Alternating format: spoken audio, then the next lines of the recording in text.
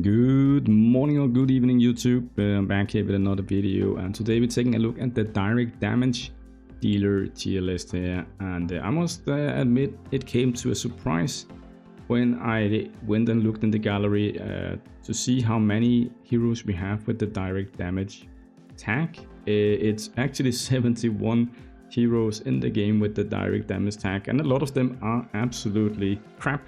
So it's going to be interesting to put them into the tier list here now, so that you guys don't waste your resources on heroes that aren't worth it in endgame, right?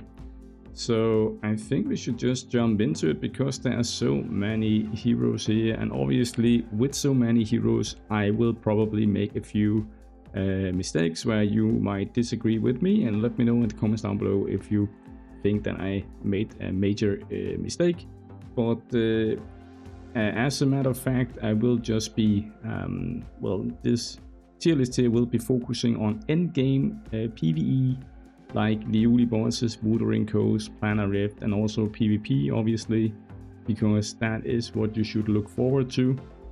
You should never use your money or your expensive resources that you get as a free-to-play on heroes that are not worth it. Alright, let's get going here. So the first hero here is this lady here that I actually forgot what her name is, but she's annoying in dungeons. She's absolutely useless. Now we have Brynhild here. Brynhild just had a upgrade lately, and it has actually made her pretty good with her exclusive 4. So I'm going to put her in the A tier here. I think she's very good and very fine. Also because mythic hero, you can build them without spending any of your dragon eyes or any of your other resources. So that definitely counts as well to get her up in ranking. Then we have one of the newer heroes here, Hogarth. I've seen Hogarth in PvP mostly. He's not really used in PvE, sorry. I'm going to put him into A tier here. I think he's very usable, and he's definitely someone that you can put your dragon eyes into if you have him, if you don't have anything else. But he is mostly for PvP, which is why he is getting the A.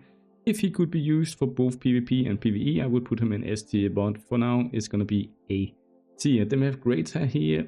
She is absolutely useless. Luz is a C tier hero. This guy is useless. Then we got Beatrix. I would say Beatrix is an S tier hero still.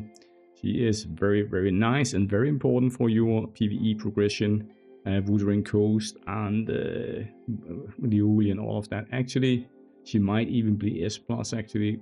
You know what, I think, yes, we're going to put her in S+, because she is still, after I think a year or so, one of the best support heroes for direct damage. You are using her in both PvE and PvP in all endgame teams, so you can't go wrong with using your stuff on Beatrix.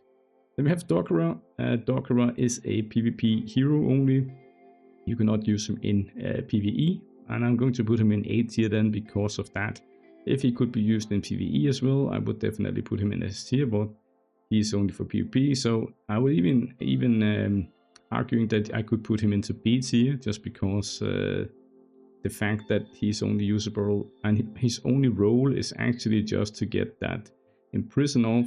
So you know what, I'm actually gonna put him into B tier, and this might make some noise here in the comments down below. But to spend 2 eyes on this guy when his only objective is to put imprison onto your enemy, I can't find a, like, I can't tell people to spend their eyes on him, right, when there are better options. So you have to take that into consideration here. Overall, he's a B tier, okay, but for PvP alone, like his niche, he's S tier, but overall he's B tier. Then we have the Donald Ripley, also B tier for me. Shia here, C tier. Sana, useless. This guy, useless. This guy actually pretty decent. Elbeck here, if you don't have anything else, he's actually very strong. If you build him with shield effect and some HP, he can actually do a lot of damage early game in Wuthering Coast for you on your DD team. So very nice. This guy, useless. This guy, gonna put her in C tier. And this guy here, support hero, C tier also. This dude here, useless. And she's a B tier. Megan can be used in the Uli boss when you don't have any other severe wound, but there are a lot of other options now, so she's only B tier. I would not use her in any other place. So we have Tifia here. also useless. And then we have a Jingle Bell, and Jingle Bell I'm gonna put at S tier. And the reason why she's S tier and not S plus is actually because she has dropped out of the meta.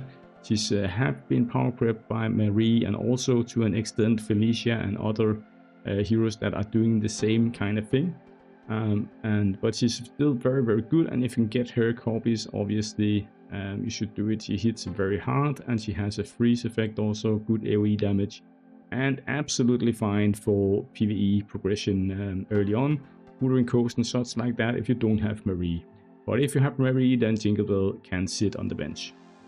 And then we have Lucifer. He just had his exclusive 4, but I still don't think he is that usable. However, I would say that if you don't have anything else, Lucifer with his new exclusive 4 can actually hit very hard in PvE.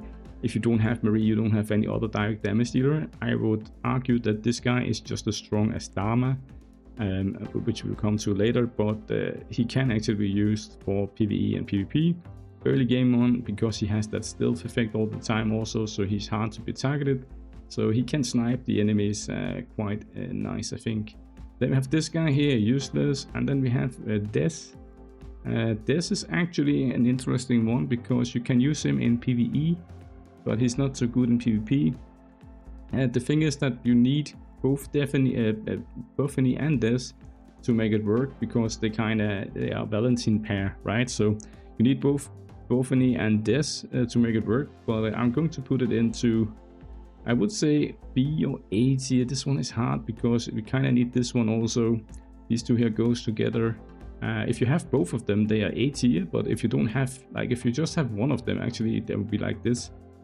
But if you have both of them, they are A tier, so they're kind of dependent on having the other one. So overall, I would say they're B tier.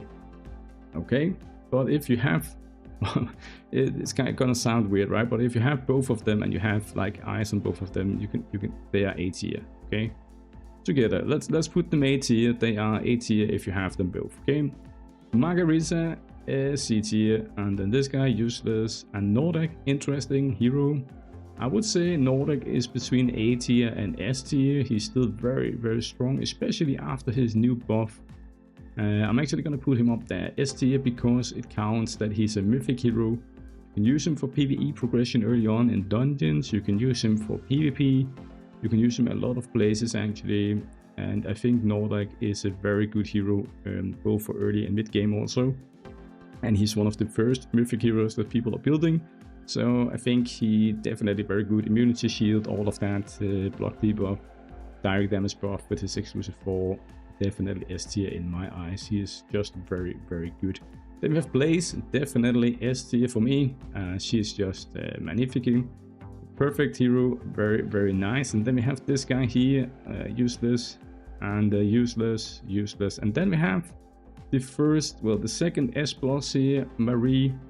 Is the best direct damage dealer in the game, and definitely deserving of an S plus tier here. She's a tier of her own. If you can get exclusives on her, she's just the best direct damage dealer without any doubt there. We have this guy here, absolutely useless, and then we have this guy here, Ulcaster. I would actually say we haven't gotten his E4 yet, so we don't know what it's going to be.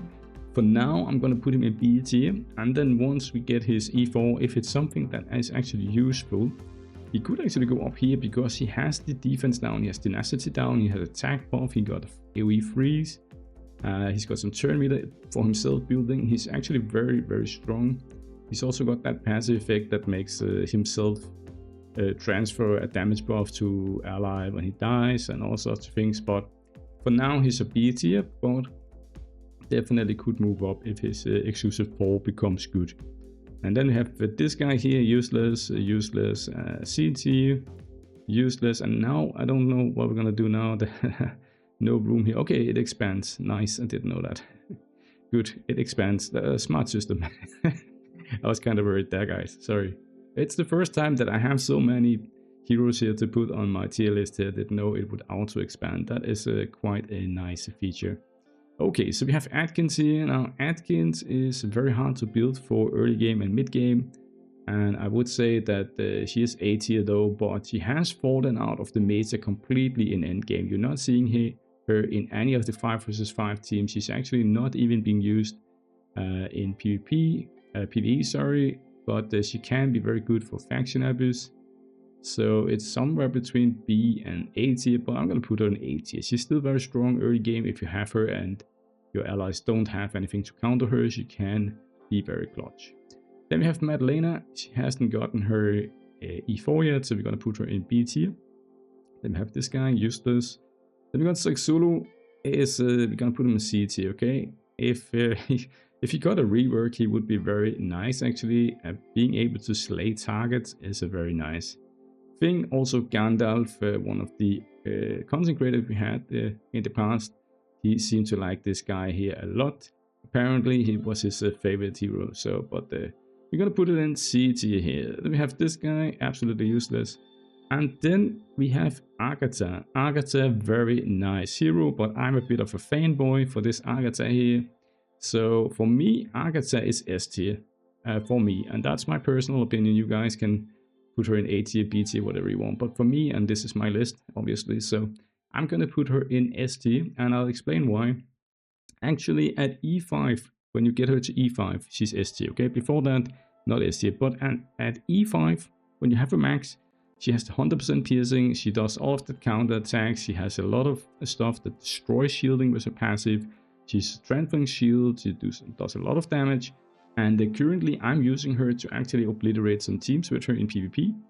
And I think after her buff, maybe she can also be used in early game or mid game PvE as well for direct damage team.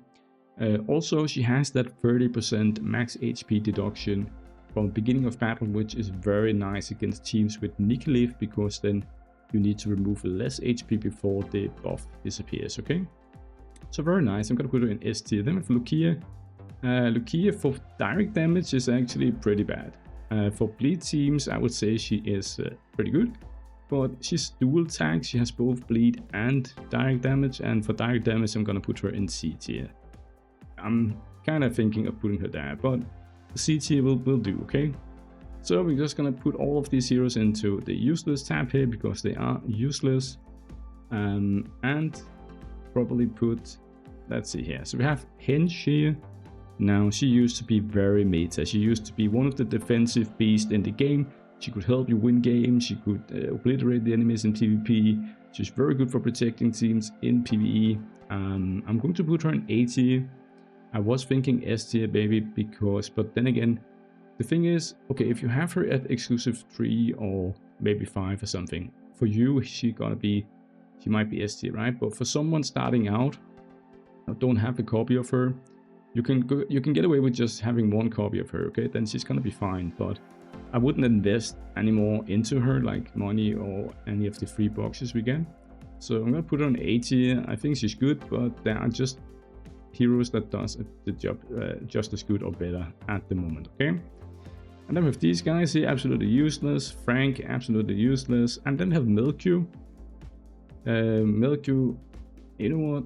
Now that I think about it, I'm gonna put a Hench up here because she is still, no, she A tier. A tier is fine for her. Now we have Milku. Sorry guys, Milku here. I am very excited for Milku, and I think I like him a lot. So I'm gonna put him in S tier here. I think Milku can work for early game if you don't have Jingle Bell, you don't have Marie. Milku is very fine to build. You can get him from Murphic shards. He's free to build. Everyone can get him, no money is needed, and that counts a lot in my opinion. With his new exclusive 4, he's counter-attacking or pursuing attacking, does a lot of damage, easy to build. You don't need crit rate on him, you can just go crit damage and attack, and that's it. Especially now that he is pursuing and attacking with his exclusive 4, it's even easier to build him. So S tier for me for sure, early game, and I might actually have a trick soon with him. I might actually use him soon, but we'll see. Okay, so let's put some more into useless here. Then we have Jenny. Jenny is the same as Megan in my opinion here. She is just there for the severe wound buff and some other stuff. I'd say these two here are pretty much the same for me at least. Then we have Lydia. I'm gonna put Lydia at S+. And the reason is that Lydia is just functioning in so many teams, PvE, PvP, and she has a lot of good stuff going. Like cooldown reduction is good, but you can also start with the S4 instead and get the damage reduction, get the cooldowns on enemies, the imprison, all of that. Lydia is just a fantastic hero that we've had for 2 years now, and you can always put her into some team. She is not falling out of the meta yet in 5 vs 5. There's always room for her. At the moment she's being used in the CC team, the meta CC team, and in PvE you can also use her for progression. She will help you a lot in some of your woodring teams or some of your other teams. So I really like Lydia. I think it's a fine one, and you can get her in the Rainbow store now, so that definitely counts as well. You can get her copies in the Rainbow store, which I might actually, if it was me starting out now, I'd actually say go for Lydia instead of Santa, because I think Lydia will make more sense. Because Santa is not really being used in Endgame anymore. Lydia is still being used. Alright, Chili Man here is a C tier. This guy, and Belton C tier. This guy can be good. Bull can actually be good for faction abuse, so we're gonna put him up there. Useless, and this guy useless, and Eater, kind of funny hero, can be good for faction abuse. Gonna put her in C tier.